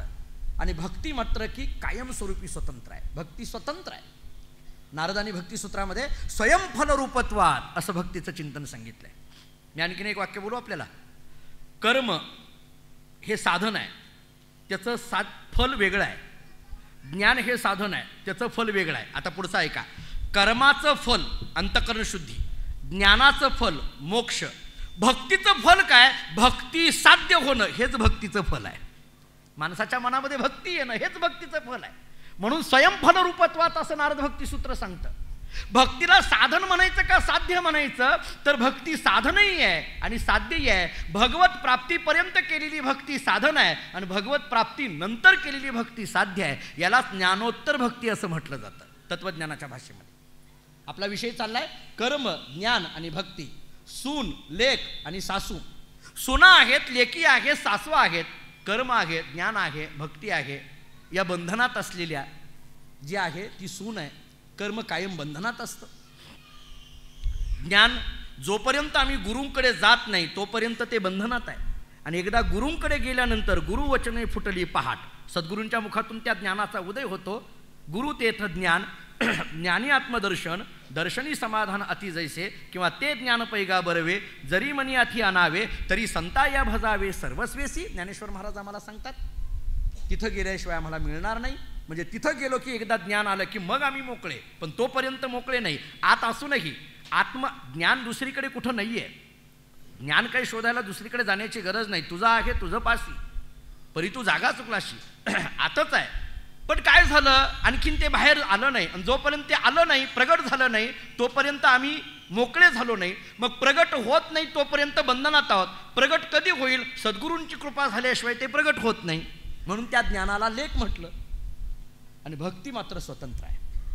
भक्ती स्वतंत्र आहे. या तीन गवळणी, तीन प्रकाराच्या गवळणी या गोकुळामध्ये सगळ्या गवळणी दिसू लागल्या. सगळ्या गवळणी, सुना असलेल्या गवळणींना भगवंताचं वेड आहे. लेक असलेल्या गवळणीला भगवंताचं वेड आहे. सासू असलेल्या गवळणीला भगवंताचं वेड आहे. आणि या सगळ्याच्या सगळ्या गवळणी ज्या आहेत ना, या सगळ्या गवळणी एकदा यशोदेकडे गेल्या आणि यशोदेला सांगायला लागल्या, अगं यशोदे, तुझ्या मुलानं चोरी केली ग. यशोदेने विचारलं, कशावरून? तुकाराम महाराजांनी एक अभंग लिहिलाय. पाहती गवळणी तवती पालथी दुधानी, म्हणती नंदाची या पोरे, आजी चोरी केली खरे. आजी चोरी केली खरे. तुझ्याच मुलांनी चोरी केली. खरं सांगते मी तुला, तुझ्या मुलानं चोरी केली खरे. खरा चोर आहे तुझा मुलगा. याचा अर्थ खोटा सुद्धा चोर असू शकतो. बरोबर आहे की नाही? मी नेहमी सांगत असतो, खरा चोर कोणाला म्हणायचं आणि खोटा चोर कोणाला म्हणायचं. आपल्याकडे बार्शीमध्ये, आपल्या तालुक्यात एक शब्द आहे, आमच्याकडे साहेब एक शब्द आहे. त्या किराणा दुकानामध्ये जर वरवरच्या वस्तू, उगी चिप्सचा पुडा चोर, बिस्किटचा पुडा चोर, असेही चोर आहेत. आपण त्याला काय म्हणतो? भुरटे. आहे का नाही शब्द आपल्याकडे? आमच्याकडे बार्शीत प्रसिद्ध आहे. त्यांची संख्या जास्त आहे आमच्याकडे. भुरटे म्हणतात आमच्याकडे त्याला. भुरटे काही वरवरचं उगे चोरणारे, हे फार काय एवढे नाही असं आपण म्हणतो. चोरीवरनं ठरवलं जातं चोर कुठले असतील. मी अनेकदा सांगतो, वेगवेगळ्या जिल्ह्यामध्ये गेल्यानंतर अमरावती जिल्ह्यातले चोर वेगळे, ठाण्यातले चोर वेगळे, म्हणजे सोलापूरचे चोर वेगळे आमच्याकडले, लातूरकडले चोर वेगळे, कोल्हापूरकडले वेगळे. तुम्ही म्हणाल टोळीत होता काय? अजिबात नाही, तसलं काही नाही. पण चोरीच्या स्वरूपावर न कळतं चोरी कुणी केली असेल. गवळणी जाग्या झाल्या आणि गवळणी सगळ्या यशोदेकडे जाऊन सांगायला लागल्या, अगं यशोदे, तुझ्या मुलांनी चोरी केली. पाहती गवळणी तवती पालथी दुधानी. का? कारण आमच्या घरातली दुधानी काय झालंय? पालतं घातलंय. आणि दुधानं पालतं घातलंय ना, अशा पद्धतीची चोरी तुझ्याशिवाय कोण करत नाही, तुझ्या पोराशिवाय. भगवंतानी काय केलं? दुधाण्यातलं दही दूध चोरलं आणि ते दुधानं पालतं घातलं. किती भगवान गमतीचं आहे बघा. दुधानं पालतं घातलं. याच्यातल्या गवळणी तीन प्रकारची दुधानी, म्हणजे सुनची दुधानी वेगळी, लेकीची दुधानी वेगळी, सासूची दुधानी वेगळी, म्हणजे कर्माचं दुधानं वेगळं, ज्ञानाचं दुधानं वेगळं आणि भक्तीचं दुधानं वेगळं. हे विसरू नका. कर्माचं दुधानं, ज्ञानाचं दुधानं, भक्तीचं दुधानं, सुनाचं दुधानं, लेकीचं दुधानं, सासूचं दुधानं. ह्या तीनही गवळणी जाग्या झाल्या. आणि जाग्या झाल्या म्हणजे याच्यात कोण जागी झाली? सून अगोदर जागी झाली. सून जागी झाली. तिनं बघितलं, झाडण्याकरता बाहेर आली. बघती तर त्या कपाटामध्ये कपाट उघडलेलं आहे. मोठ्याने ओरडायला लागली, चोरी झाली, चोरी झाली, चोरी झाली. हिच्या आवाजाने लेक जागी झाली. आणि लेकीने विचारलं, का हो वहिनी काय झालं? बघा ना म्हटले, माझं कपाट उघडलंय आणि त्यातलं दुधानं पालतं घातलंय. दही दूध कोणीतरी चोरून गेलेलं आहे, दुधानं पालतं घातलंय, चोरी झाली. लेकीने विचार केला की आपलंही कपाट बघावं, म्हणून तिनं तिचं कपाट बघितलं तर तिचंही कपाट उघडच होतं आणि तिचंही कपाटही कपाटातलं दुधानं पालतच घातलेलं होतं. तिनेही मोठ्याने ओरडायला सुरुवात केली, माझ्याही कपाटातल्या दुधाण्यातली चोरी झाली, चोरी झाली. या दोघींच्या आवाजाने निवांत झोपलेली सासू, सप्ताह संपल्यावर झोपतात ना तशा पद्धतीने, काही नाही निवांत झोपलेली होती. तिच्या आवाजाने निवांत झोपलेली सासू जागी झाली आणि तिने विचारलं, का ग काय गोंधळ चाललाय? या दोघींनी सांगितलं, आई चोरी झाली. म्हटले, काय चोरी झाली? दह्या दुधाची चोरी झाली. कशी काय? बघा ना म्हटले, कपाट उघडा आहे, दुधानं पालतं घातलेलं आहे. तिने सांगितलं, बरोबर आहे, असंच होणार, कारण तुम्हाला कळत नाही. दुधात ते कपाटं अशी उघडी ठेवता, कपाटाच्या चाव्या कुठेही ठेवता, कुलूप नीट लावत नाही. मी तरी रोज रात्री म्हणते, कुलूप लावलंय का? रोज विचारते. कळत नाही तुम्हाला? कळत नाही. कसं होणार तुमचं माझ्यानंतर? आमचे दादा म्हणत असतात, जाऊन बघ. कसं होणार म्हटले? मी आहे म्हणून घरातलं सगळं आहे. खालचं गेटला कुलूप लावलंय का? मधल्या खोलीला कुलूप लावलंय का? वरच्या ठिकाणी कुलूप लावलंय का? रोज रात्री मी बघते, कपाटं सगळी विचारते. आम्हालाच म्हणता, झोपा झोपा झोपा गपचिप, मलाच म्हणता, बघा आता झाली का नाही? तिने सांगितलं, हो झाली, बरोबर आहे. माझी बघा बरं, माझं कपाट लावलेलं आहे, माझं कपाट लावलेलं आहे, कारण त्याची चावी माझ्या कमरेला आहे. कपाटाची चावी जिच्या कमरेला आहे तिला म्हणायचं सासू, माझ्या कमरेला इथं आहे. सुननं सांगितलं, मामी मला असं वाटतं की तुम्ही सुद्धा तुमचं कपाट उघडून बघावं, उघडून बघावं. अगं असं कसं काय? म्हटले, इथं चावी आहे. सून म्हटली, मामी मला असं वाटतंय की बहुतेक आपल्या घरात आलेल्या चोराला या चावीची गरजच नाही असं वाटतंय. म्हटले, लेकीनं तर सांगितलं, आई मला तर असं वाटतंय याच्याकडे अशी एक चावी आहे की ती सगळ्या कुलपाला लागते. कोणाचंही घ्या, उपळाई रोड कडलं कुलूप असो, नाहीतर कॅन्सर हॉस्पिटल कडलं असो, नाहीतर स्टँड कडला असो, नाहीतर ढगे मेळ्यातला असो, कुठल्याही कुलपाला लागते. म्हटले, असा चोर दिसतोय. म्हटले, काय कळत नाही. म्हटले, कुठल्या तशी एकच चावी दिसते असं आहे. म्हटलं, हे फार आग्रह झाला म्हणून तिनं स्वतःचं कुलूप उघडलं, कपाट उघडलं. उघडल्यानंतर सासूनं सुद्धा मोठ्याने ओरडायला सुरुवात केली. का? कारण तवती पालथी दुधानी, तिचंही दुधानं पालतच घातलेलं होतं. तिने विचार केला, अरे अरे चोरी झाली. काय असतं, नियम आहे, काही चोरी काही झालं की सासूनं पहिला संशय सुनावर घ्यायचा. ही परंपरा चालत आली आहे, त्यामुळे सांभाळली पाहिजे. नाही असं नाही. तिनं लगेच सासूनं सुनाकडे बघितलं आणि विचारलं, का ग तू चोरलं का? सुनानं सांगितलं, मामी मी म्हणायला लागले की माझ्याच दुधाण्याची चोरी झाली आणि तुम्ही माझ्यावरच आळ घेता, असं कसं काय? सासूनं स्वतःच्याच मुलीकडे बघितलं, तू चोरलं का? लिकीनं सांगितलं, अगं आई मी माहेरात आहे, माहेरात चोरी करेल का? सासरचं चोरून माहेरात आणलं नाही असं नाही, असं ती म्हटली. माहेरातलं कसं काय चोरल? म्हटले, असं कुठं असतंय का? काहीतरी माझ्यावर आळ घेते. मग चुनी चोरी केली. ते दुधानं पालतं घातलेलं बघितल्यावर त्या सासूनं सांगितलं, मला माहित आहे. म्हटले, अशा पद्धतीची चोरी करणारा नंदाच्या पोराशिवाय दुसरं कोणी नाही. म्हणती नंदाची या पोरे आजी चोरी केली खरे, यावी न हे नासी नव्हे दुसरी आईसी. अशा पद्धतीचा नाच दुसरा कोणी करणार नाही. यशोदेकडे तक्रारी यायला लागल्या. यशोदेला सांगायला लागल्या, अगं यशोदे तुझ्याच मुलानं चोरी केलेली आहे, त्याला काय शिक्षा करते बघ. म्हटले, काय शिक्षा करते बघ? तुझ्या मुलांनी चोरी केली. यशोदा विचार करायला लागली, काय करावं? यशोदेने थोडं दटवायला सुरुवात केली. का रे कृष्णा, असं करावं का? इतक्या तक्रारी तुझ्या यायला लागल्या म्हणून दटवायला सुरुवात केल्यानंतर भगवान रडायला लागले. एवढे रडायला लागले, यशोदेला वाईट वाटायला लागलं. अरे उगच्या उग मी माझ्या लेकराला खवळले, या बायांमुळे खवळले. म्हटले, पुन्हा यशोदा जवळ जाते, त्याच्या डोक्यावरून हात फिरवते. काना रडू नको, घे दही घे, नको मला दूध घे, नको मला. अजिबात काय ऐकायला आहे ना. उगीच रडायला सुरुवात. काही द्यायचं म्हटलं तर घ्यायला तयार नाही, पण रडणं काही बंद नाही. काही वेळेस लेकरांचं कळतच नाही का रडतात लेकरं, कळतच नाही. जे रडणं सुरू काही केल्याने बंद होईना. यशोदेला काय करावं कळेना. नाना परी समजाविते, खाया मागेल ते खाया देते, परी उगा रागेना, रडते माझे बाळताने. काय करावं कळेना. किती समजावलं, किती सांगितलं, भगवान रडायचं काही थांबेनात. काय करावं यशोदेला कळत नव्हतं. नेमकं रडणं थांबत नव्हतं. यशोदा समजायचा प्रयत्न करत होती.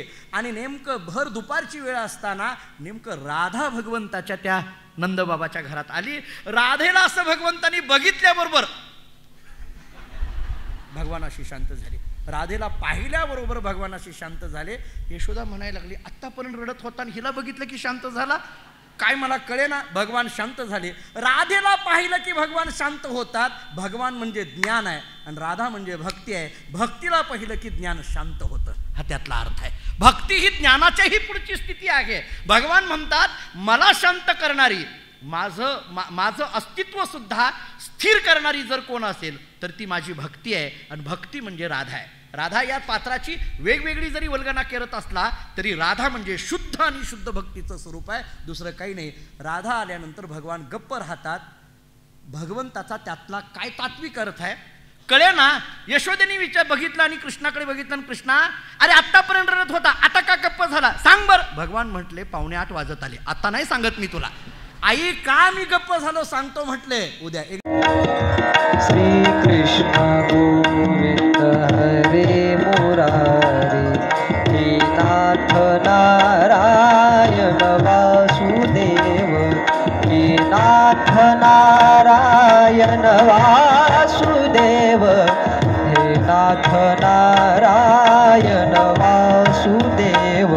श्री कृष्ण गोविंद हरे मुरारी, हे नाथ नारायण